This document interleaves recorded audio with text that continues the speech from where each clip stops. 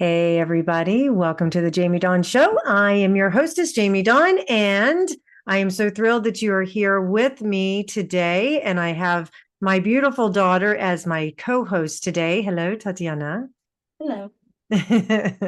I'm so happy that you're able to join me. Tatyana's a um, not licensed resident therapist, Yes. and she is working her hours and meeting with clients. And as you know, those who are listening, I am a 1-2 Listen advisor and radio host here. And we both now live around the corner from each other, more or less, not too far away, which I absolutely love. And yeah, so I'm happy you're here. We thought we would, when we were talking about what did we talk about, what's up for us, for the world, that sort of thing. You wrote a beautiful blog on empathy, and the last few days I have been in empathy overload, and a lot of my clients have as well. So we'll talk about that. But before we jump in too much, I like to start the show by getting into our heart space and opening that field. So I'm going to invite us all to join together for just a moment. If you want to close your eyes with me, you're welcome to. Straightening the spine, with the eyes closed, it invites the mind to rest.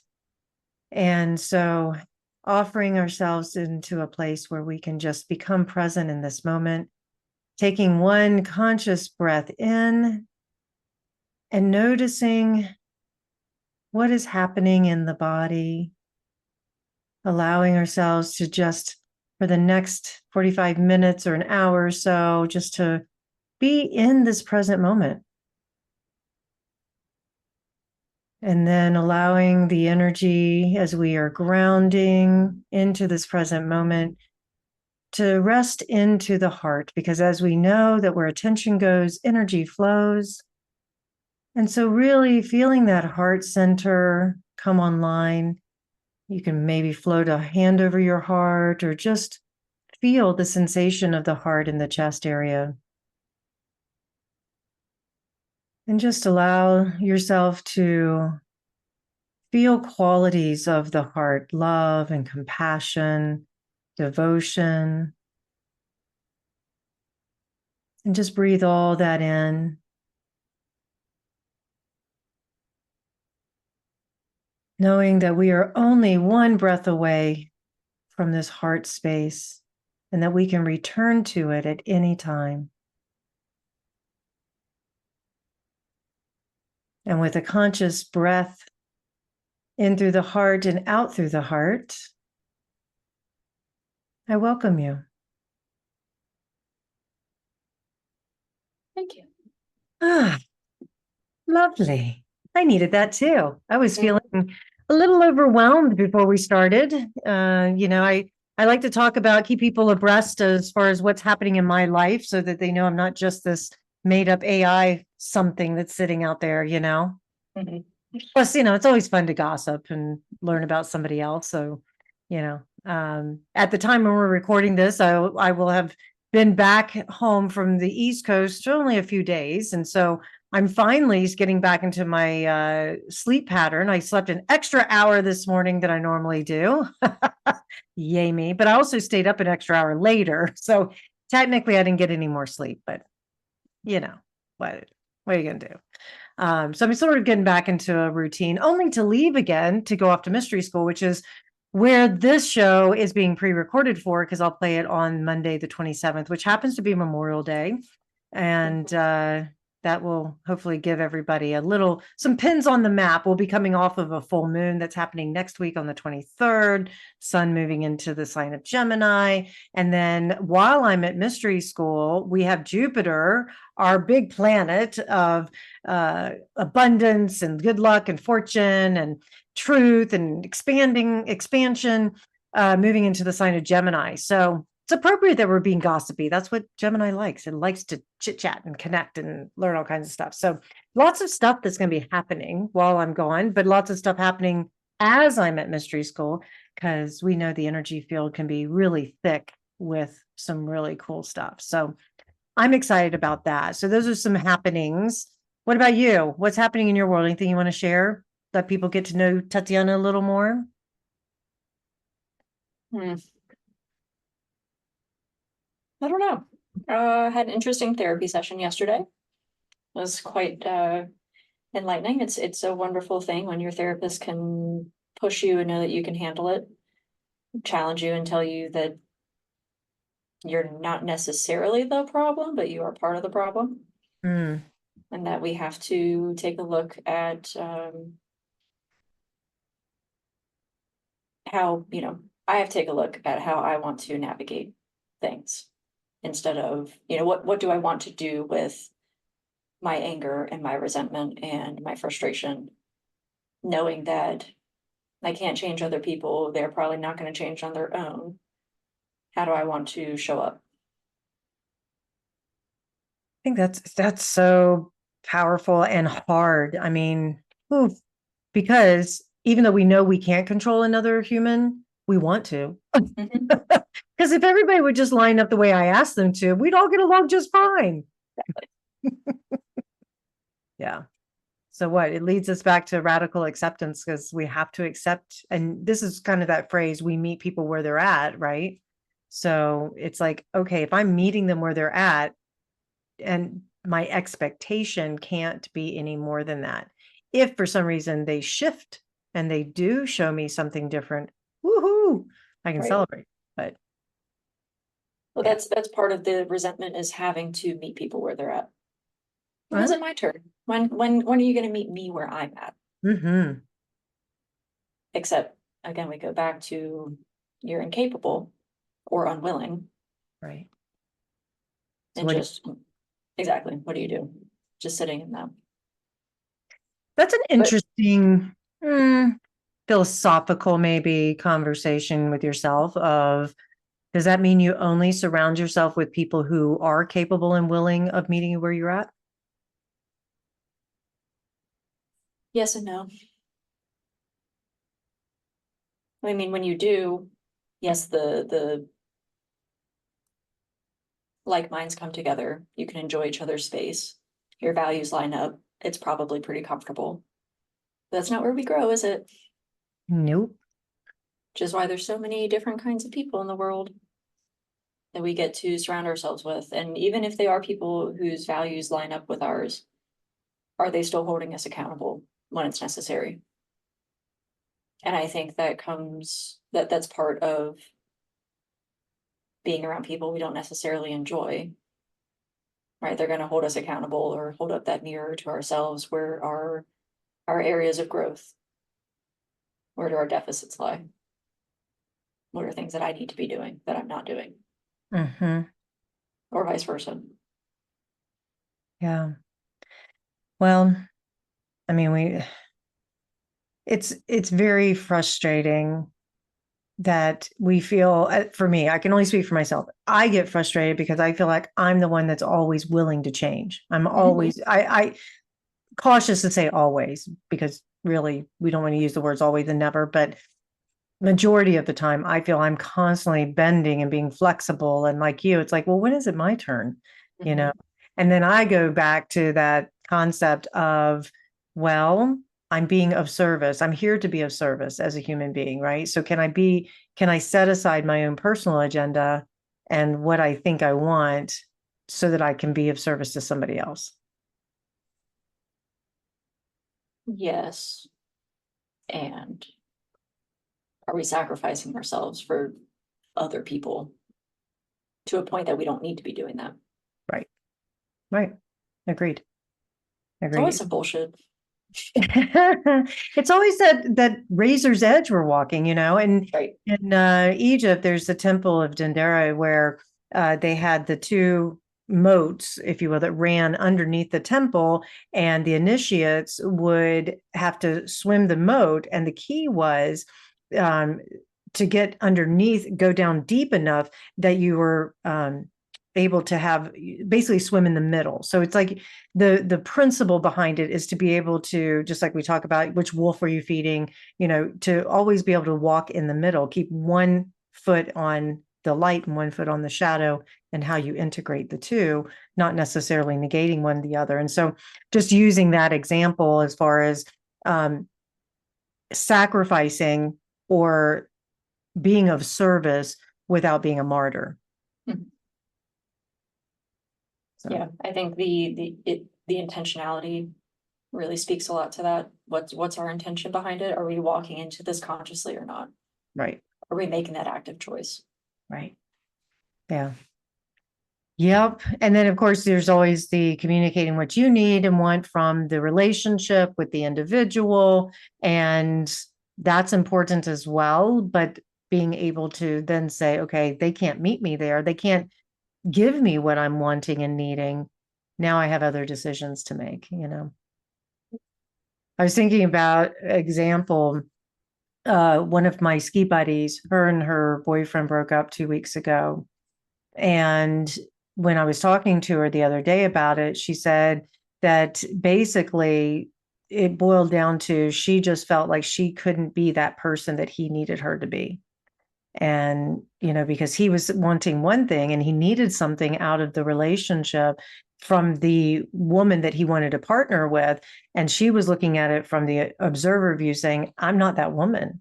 If that's the kind of person you need, I'm not it.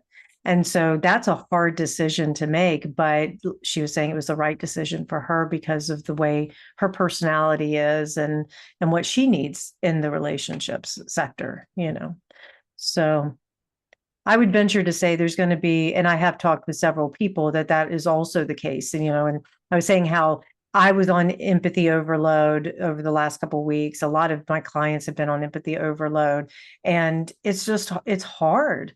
Um, but and because relationships do shift and change and we'll say break up, or the titles change or whatever, because the more we're tuned in to what we need and want, the more we can be authentic within the relationship, and what we started in the relationship may not be now serving it anymore, you know. Yeah. Well, I think when it comes to empathy, when we have it, we're quick to give it to other people and less quick to give it back to ourselves. True. Tell me more about empathy, because you wrote this beautiful blog about it. And I think this is a perfect segue into just talking more, you know, deeply about it. You know, empathy by definition, if you will. You can go into that a little bit, and I'm going to talk about it too from a energetic standpoint, because I work with a lot of empaths and how to navigate and cope with empathy overload and things like that. But yeah, give us some insights on empathy. And my first question though would be, why did this come up for you? Mhm. I started a new book called It's Okay That You're Not Okay. And it's Oh, on navigating grief in her sub title, Meeting Grief and Loss in a Culture That Doesn't Understand. So Megan Devine. And I've had this, I bought this a while ago in internship. So I've had it for a couple of years on my bookshelf. And I wanted to read something different other than trauma and brain science for a second, and hop back into something that is helpful. And it's really breaking my brain in the sense of perspective. And I'm glad that I'm reading it now, because I don't know that I would have been ready to fully take it in then, you know, if I'd read it when I bought it. But she was talking about, and I don't know that I'm going to be able to find it, but more or less had said that, you know, empathy. Here it is. I did find it. So she was talking about spiritual bypassing and the myth of enlightenment, and how we use spirituality or faith or religion to hide behind our pain, right? God is going to take this away. God has a plan. Everything happens for a reason. It'll all be okay. It'll work out in the end. Sometimes it won't. Sometimes it won't. And this was in the chapter talking about emotional literacy and the culture of blame, and going into religion is quick to, or faith can be quick to blame the person who is going through grief for not getting through it fast enough, for not doing it right, or having a normal, whatever normal means, reaction to a loss. Grief is the normal reaction to a loss. But she says, please know that you're not failing to be a spiritual or emotionally intelligent person because you are so upset. The fact that you're upset makes perfect sense. And your desire to bear witness to your own pain is a sign of your emotional depth and skill. Empathy, feeling with yourself and feeling with others, is the real hallmark of development. And empathy means that, to be able to understand and share the feelings of another person. And there was a video that I'd seen, which I have found, the governor of Illinois gave a commencement speech at Northwestern University. And that's what he talked about. He said the cruelest person in the room is the one without empathy. It's also, more or less, he said, the stupidest person. Right? Empathy is growth. And so I was doing a little more research on this, and I was really thinking about it, and that's what kind of spurred the blog post, was empathy is evolution. So going into polyvagal theory, it was something I had dived into on how our body responds from a survival standpoint. So just to read a little bit of it and paraphrase, we are hardwired for survival through and through. All vertebrates are, which is where that survival system came from. So 500 million years ago, immobilization was the tactic of the time. And immobilization simply meaning fawn or freeze. So we are playing dead, or appeasing, submitting to whatever that threat might be, or we are freezing and more or less going into shutdown dissociation mode of whatever is happening right now, this threat I can't ward off, and so I'm just kind of collapsing on the inside. 400 million years, so another 100 million years of evolution, our system became wired for mobilization, which is where fight or flee comes in. So now we have these 4 survival responses that are showing up. We can fight our way out, we can run away from whatever's happening, we can play dead, or we can collapse and go internally. It took another 200 million years after that point for social engagement to come online. And that is that part of us that connects with others, that builds empathy, that helps with caretaking. And they did some studies with like our closest primate ancestors on what that social engagement looks like. And they were able to see, well, not just the mom is taking care of the young. Other people, fictive kin, are taking, aunts, uncles, grandparents are helping to caretake. Humans have done the same thing. I linked a TED talk by Jeremy Rifkin about the civilization of empathy.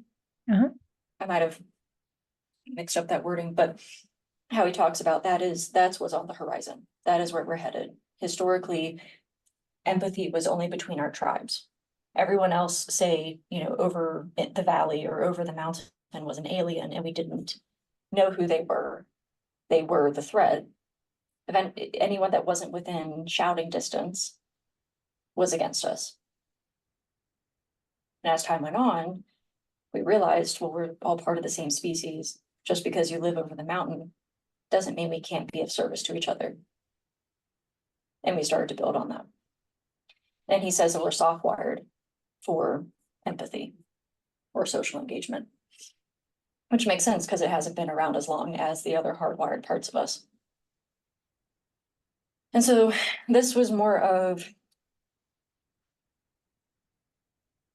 it was kind of self-serving. Yeah. Me thinking of myself a little more highly than someone who lacks empathy or has, maybe some narcissistic tendencies where there's an inability to share perspective of somebody else or feelings of somebody else. So yeah, that's where that kind of came from, is something I've been thinking about for a little while. Well, it's super important because I'm all about evolution and growth and breaking patterns so that we can evolve into a better version of ourselves. And I hear quite a few of people I work with are partnered with narcissists. And you mentioned the narcissist. And, narcissists feed off of empaths because there's so much to give and they just keep getting fed. Some people in my world call it energy vampires. They're just sucking the energy out of you. And you can often tell when you're around someone or a group of people and you were perfectly fine. And then within minutes or even after you're done, you just feel drained and there is nothing left for you to give. And sometimes it can show up as physical ailments and things like that. And, I find that a lot of times when I'm in empathy overload, I can just weep at anything. I can think about something or I can be around someone and the emotions just get flooded, so. Mhm. So narcissism, what came to mind because it was something I had, written about here in this post, but it's a branch off of emotional immaturity, and maybe that's a better way of saying things. Emotional immaturity is a lack of emotional development, right? We get stunted somewhere in our growth and it doesn't register.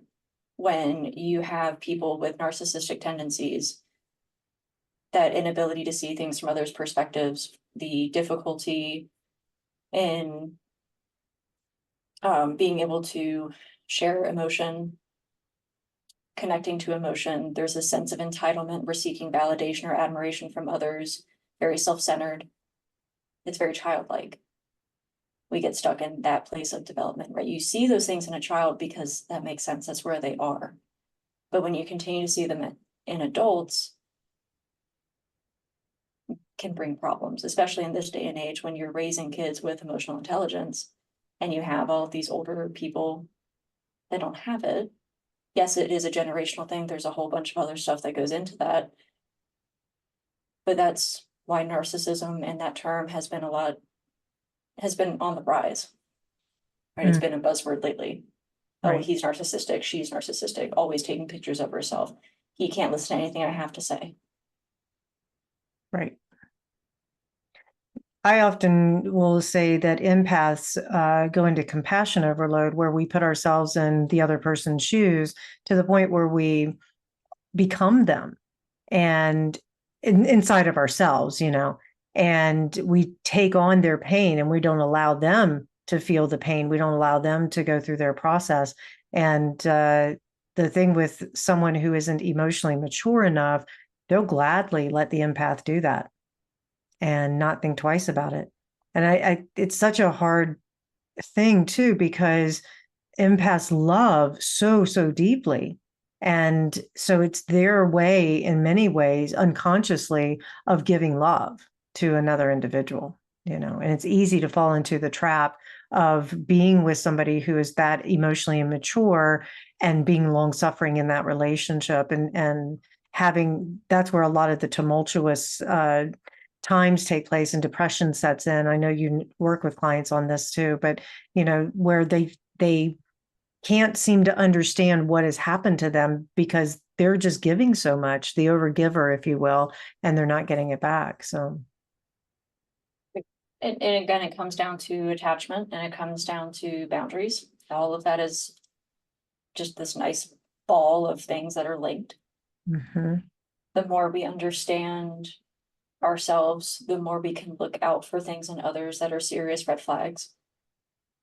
Reminder, like, no one is going to be perfect. You're going to have some things that don't line up. Right. Are you willing to put up with those things? Is the question. Right. And yes, empathy, like if you're not able to give it back to yourself, first and foremost, acknowledge and validate what you're experiencing. then yes, like you're saying, you're just giving it away to everyone. You're depleting yourself. One of the things that I like that you wrote about, you said, don't mistake or confuse empathy for hypervigilance. Mhm. What do you mean by that? So hypervigilance is the term of being on alert at all times. We are hyper aware of our surroundings, of people. We are constantly looking for cues in the environment, whether that's facial expressions, loud noises, um, body language that signals some kind of danger, because it has at some point in our life kept us safe. So if we go back to childhood, because pretty much everything stems from that, maybe there was somebody in the home who was a yeller. Well, one, loud noises. We are, again, hardwired for survival. Loud noises trigger that survival response in our brains, telling us to be alert and probably to run away. Yelling is no different. And then if we experience that person as scary, okay, do I approach you? Do I have to take a step back? Like, where are you at? And then we start learning, okay, well, if this person is scary for me and I don't know what kind of mood they're going to be in, now I'm always on guard. And maybe now I'm also interpreting non-threatening cues as threatening because my brain is hardwired for that. So that doesn't mean that we are actually attuned to that person. And that is the biggest difference. Empathy is attunement. Hypervigilance is safety. Mm-hmm. Yeah, that's a great point to distinguish, because one of the other things that I work with people on is knowing what is yours and what is somebody else's. And it's easy with high sensitives that are empathic to feel things even on a physical manner. I mean, I could be sitting here and all of a sudden I start to get a headache, and let's just say that you were overthinking about something and worried. Well, it could manifest as this headache, and I'm just like, wait a minute, is this mine or is this somebody else's? Right. And then you may reveal to me, yeah, I've really been processing something, and it's giving me a lot of distress. And I'll go, oh, okay, so it's not mine to work with, right? And so that's one thing that I constantly remind people of, is come back to, is this yours? Did something directly happen to you that may have caused that? If not, it's probably somebody else's. And very often we're also tuning into the collective field, but we're most attuned to the people we spend the most time with and that we feel the most connected to. So you start with your inner circle first. Okay. Is this my beloveds? Is this somebody that, I've just spoken with and I care about, and, all that sort of thing? Nope. Okay. Everybody there's good. Now let me check in. What's happening in the world? And, a lot of people who are highly empathic have a real hard time watching or listening, reading the news, because they just take on that pain and suffering of the world, you know. And yes, and that is empathy, right? And I sort of chart that out in the ending, but we are heading toward that, right? Our parenting culture is waking up to kids are people. They're not simply there to be seen and not heard. We are fostering human beings who are going to grow up to be adults with their own lives. How do we want to approach that with them? We're developing their emotional intelligence. And in asking them to be emotionally intelligent, you're also asking them to be empathetic toward their peers, toward people in, their community, in the world at large. We're asking for people to constantly care about the fires in Hawaii and rebuilding, the wars happening all across the globe, the genocide, the famine, the global warming that's happening. And they're doing it. And we are getting to that empathy overload, right? That compassion fatigue or burnout Mm-hmm. of, I do feel so deeply. And again, going back to boundaries, if we're looking at the news too much, if we're out scrolling on social media, if we have alerts coming to our phone every time a new headline comes out, maybe we need to start limiting those. Mm-hmm. It can be too much. Yeah, that's a great reminder of some coping skills that we need to continue to practice. I was talking to somebody the other day. I said, you've got all the tools, you just have to use them. And because she was talking about how she just feels so deep. She's like, when is this roller coaster going to end? And I'm like, it doesn't end. We just have to navigate it differently. We have every time it shows up, when it feels like it's taking us dark and deep, that's the time that we get to dig in and practice, you know. And then we pull ourselves back out, and we strengthen that muscle, so to speak, so that the next time we can meet it even stronger and deeper. So I'll throw out some coping stuff. I'd love for you to offer some too, but you mentioned boundaries. That's a huge one. And I would also say that spending some time in nature or a peaceful place somewhere that allows you to just unplug and reconnect with just the yourself, reconnect with that what I want to call it, the true nature of who you are versus all the noise, and ridding yourself of some distraction time for a while. That's another way. What else do you say? You mentioned riding the roller coaster. When does it stop? How do we handle it? Sometimes you have to get off and regroup before we get back on. It's okay to take time for solitude, to reflect. How can I do things better? When I go up and I'm riding this roller coaster, I get to the top. Do I want to scream on the way down? Do I want to put my hands up? Do I want to laugh? Do I want to do nothing at all? And then it's going to happen. And you're going to have to ride it out until it's finished. Again, you can get off at any time. Mm-hmm. Sort of. But sort of. But yes, attuning to you, what you need. What are your values? Who lines up with that? Who is supportive? Which places are supportive of your best self? What activities give you energy or even respite, if that's what you really need? If you're on the go all the time, can you allow yourself to rest? Positive self-talk is really helpful, especially if there's guilt around taking care of you. Women, mothers, I'm really talking to you here because that's a big deal. You feel like you're not allowed to, you don't deserve it. That's some old ingrained bullshit that some man decided to found this country on. His work ethic and productivity is bullshit. You have to rest because your body requires it. Is it watching your favorite movie or a TV show at the end of the night? Is it listening to your dog snore or your baby sleeping? Is it painting a terrible portrait of your partner while they do the same for you? Is it responsibly using substances? Responsibly is the major word here.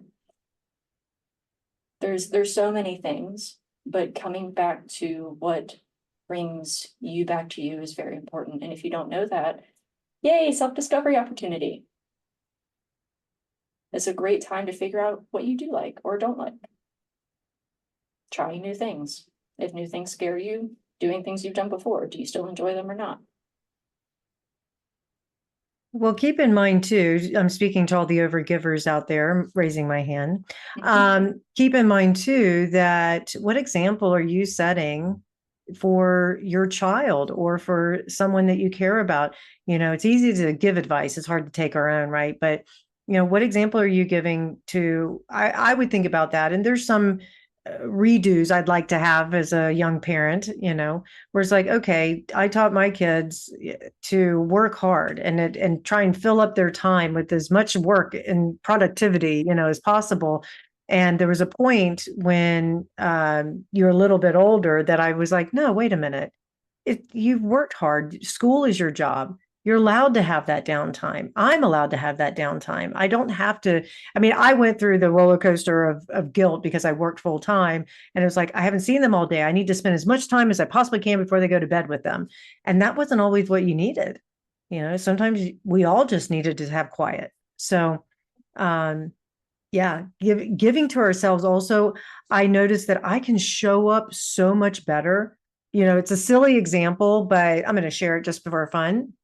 When I planned to go back east to see Lake and Sarah and the baby, I planned it for the last week of April. Then I found out Mount Rose, where I love to ski, was staying open till the end of April. And I was like, screw it, I'm moving it. So I moved the trip a week later so that I could be with my ski friends and I could be on the mountain I love and enjoy it. I was able to show up fully present on the East Coast and not feel, I mean, yeah, I still, miss home, and I feel like I'm sort of missing out from what's happening back here, but it didn't have the same grab or pull at me that it would have if I had kept the original date that I had gone. That was my way of giving to me. So, and that was a gift. Mhm. I'm glad you brought that up. I'd seen a post about a mother who was caretaking for her daughter who had cancer. And some flight came available where she booked a weekend trip to Ireland. And there was some guilt there for her of, I should be there with my daughter for every moment. She's going through this thing.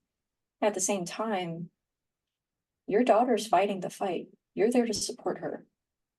How much can you support her if you're burnt out from caretaking and worrying and feeling powerless and helpless? You have to replenish your cup too. Caretaking is so important, self-care is so important, especially when you're caretaking for others.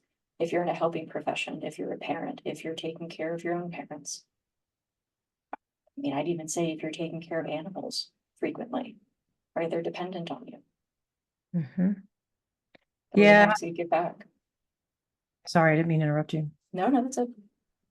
I um I come to mind, people come into my mind where in various situations that I find myself, if I'm not careful, I can get frustrated with them because they will complain about burnout, but they won't do anything about it. And exactly what we're talking about, they feel guilty. It's like, no, what if this person dies tomorrow and I'm not there, and I understand that's tragic. I mean, believe me, it's loss, grief. At the same time, the individual it's their journey. They are the ones who are doing the work. No amount of presence from another person is going to stop whatever's going to happen for that individual. But what we can do is we can offer the quality of support that that individual needs. And if we, like you're saying, if our cup is half empty, or if it's, empty at all, now we're giving them sloppy seconds. We're giving them scrapings. How good is that for them? And I'm going to even throw another little, I'll call it a pebble in the oyster to create a little pearl of consternation here. But how many times do we, especially empaths, get to that place and we're working with another empath? Well, guess what? We then become more of the narcissist than they do. We're not giving. Okay, let me explain. Because you have two empaths supporting, let's say one's going through a tough time, whatever, crisis and that sort of thing, and the other empath is supporting.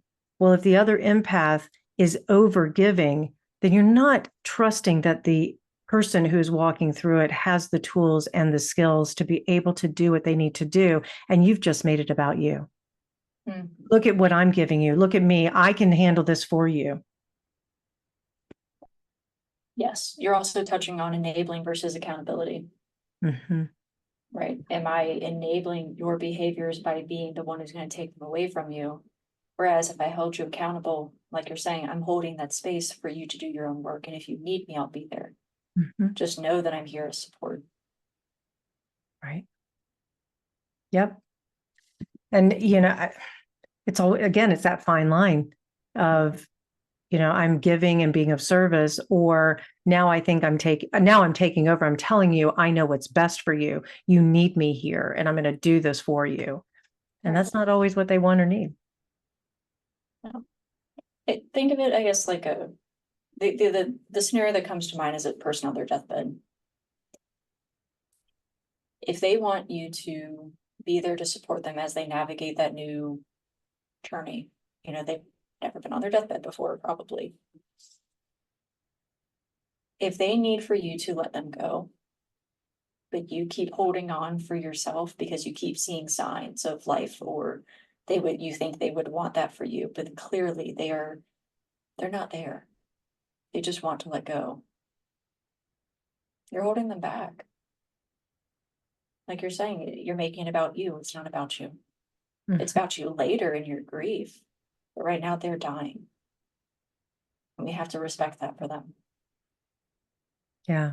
That's such a hard thing, another interesting conversation I was having the other day about I'm noticing the conversations I've been having with many individuals has been the frustration and difficulty in the human experience because they are so empathic or because they are so in the, we'll say, light body and the spiritual realm, that it's hard for them to understand their soul intuitively, consciously chose the human experience. You cannot negate it.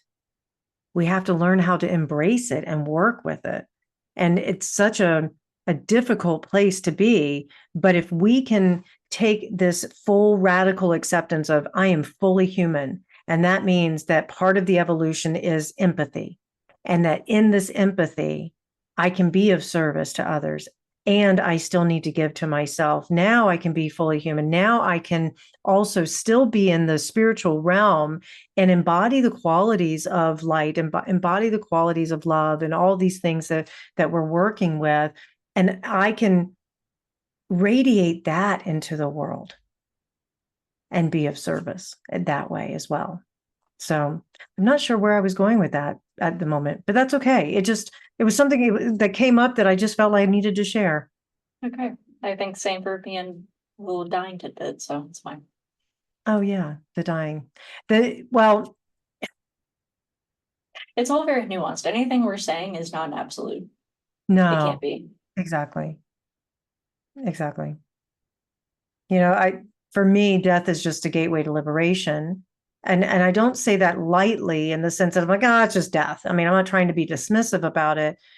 I celebrate that when the time comes, I will be liberated from this physical form and all the experiences that I've had, but I get to carry it into whatever's next and be of benefit into whatever's next. So that's why it's important for me to do the work now so that it carries through no matter what form I'm in.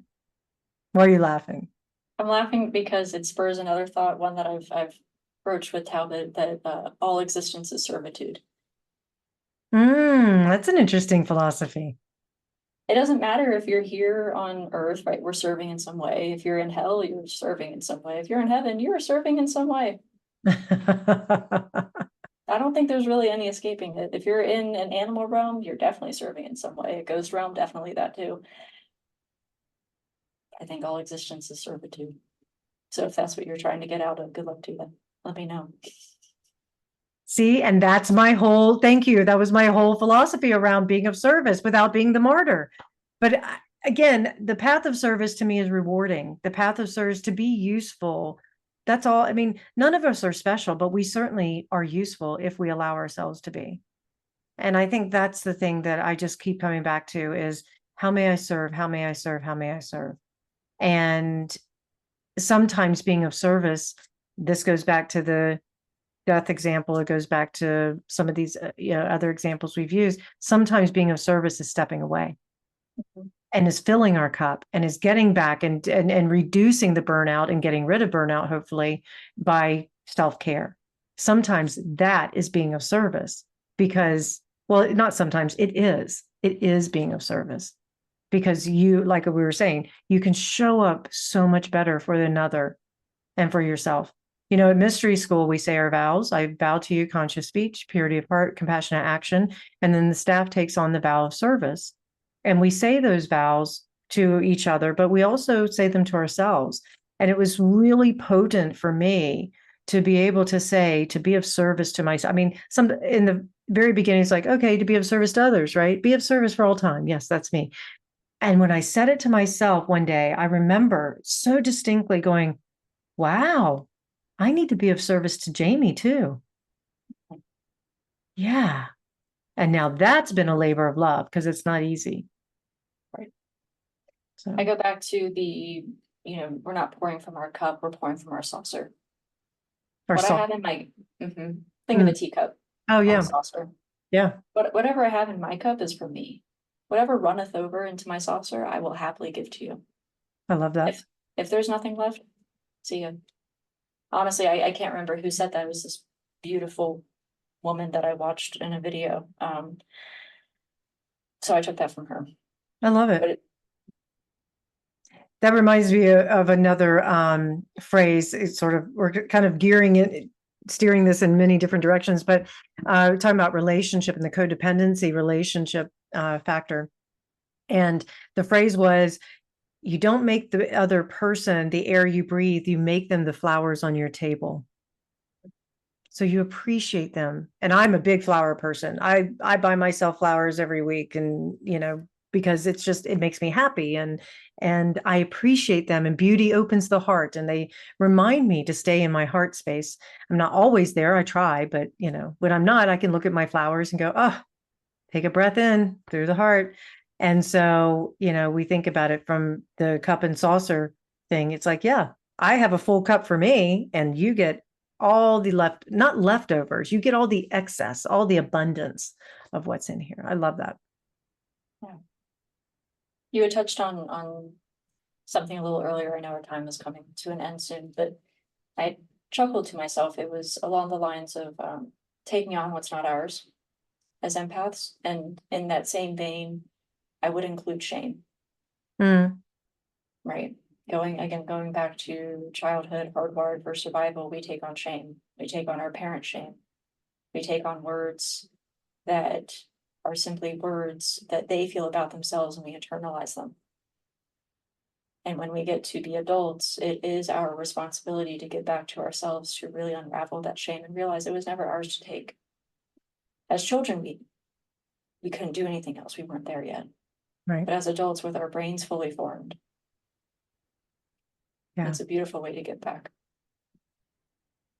I love that. Yeah. And you know what?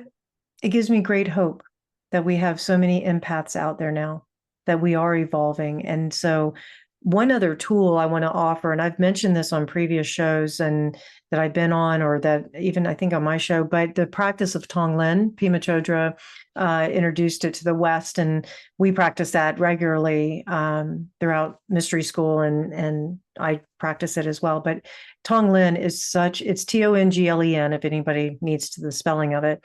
But it's a powerful tool. But one thing I will say is that using Tonglen when you're not grounded will not, I shouldn't say so absolute. I have found it hasn't worked at all. If you're not grounded, the Tonglen is basically where you're breathing in all the pain and suffering, and you're breathing out the antidote, and you do it through the heart. If the heart isn't stabilized, then you're just going to breathe in pain and suffering, and you'll start to manifest it in many different ways. And so, and it may be difficult to even access the antidote to give it out. So I say that with that warning label: get grounded first, set the interior state first before you use Tonglen. I think my vision of the future, it looks a whole lot like the fifth element, where we're all coexisting as various species with abilities and jobs and what have you. And I think empathy is the same way. I wrote at the end of it that yes, artificial intelligence is on the rise. It's going to be part of our reality in the future, but I don't think it's our entirety. We think machines are going to take over, but so long as we humans hold empathy, I don't know that that's going to be possible. I love that. Where can people read the blog? Where can they find you? Hopefully at some point it'll be posted on the Pathways website, which is pathwaysfcs.com. If you're in Virginia looking for a therapist and anything that I've said resonated, I'm on Psychology Today. I'm also available through the Pathways website. I haven't publicly posted my blog. I've just been sharing them with my supervisor to put on there. But maybe I'll find another place to put them. Cool. Well, you're an amazing writer, and I look forward to the world getting to know your writing and you even more from it. So thank you for sharing this time with me. I think this is a really good, powerful subject. And thank you, everybody, for listening. You can find me at jamiedawn.com, 1-2listen, and stay tuned for all the other great shows here on 1-2 Radio. And we'll see you when I return from mystery school. Take care, everybody. Self-care and self-reflection, I would say, too. Yeah, that's important. Kind of twofold. So things that I've learned that have helped me, that I've used with clients, things that I think are important that that you and I both think are important that we contemplate as people. Some of us haven't been asked the questions that we are asking. And it's important to look at all facets of our life.